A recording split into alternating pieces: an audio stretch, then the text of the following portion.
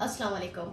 जैसे कि आपको याद होगा कि 3 दिन पहले मैंने ये वाली जो वीडियो बनाई थी, तो इसके अंदर मेरा कहना था, और बल्कि जो हमारी एक आम सी रूटीन में पाकिस्तानी डॉक्टर्स भी कहते हैं कि 8 से 9 10 एचबी मेंटेन करें।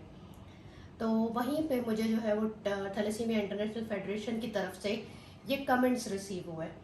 तो ये कमेंट्स मैं जो है वीडियो में अटैच भी कर रही हूँ, तो आप इसको गौर से पढ़ें। इन्होंने इस पर लिखा है कि जी अबव 10 हेमोग्लोबिन मेंटेन होनी चाहिए। अब हमारे यहाँ तो काफ़ी सारे लोग इस बात को नहीं मानते कि 8 पे 9 पे 10 पे हम ब्लड कैसे लगाएं।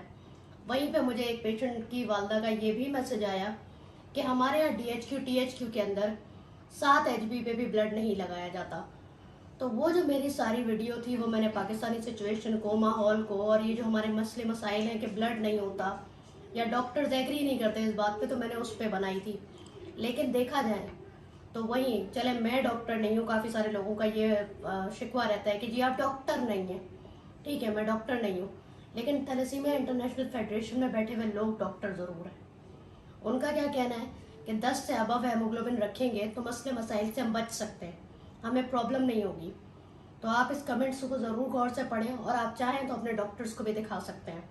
मैं इस तरह की बहुत सारी मालूमाती वीडियोज़ इंशाल्लाह बनाने की कोशिश करती रहूँगी, ताकि हमारे अगर पेशेंट पेरेंट्स अवेयर होते रहेंगे तो इंशाल्लाह वो अपने लिए बात करना सीखेंगे, अपने लिए बात कर सकेंगे। उन्हें पता होगा कि उनकी हेल्थ के लिए, उनकी ज़िंदगी के लिए क्या बेहतर है। Thank you so much. इस वीडियो को लाइक, शेयर और कमेंट ज़रूर करें। Thank you.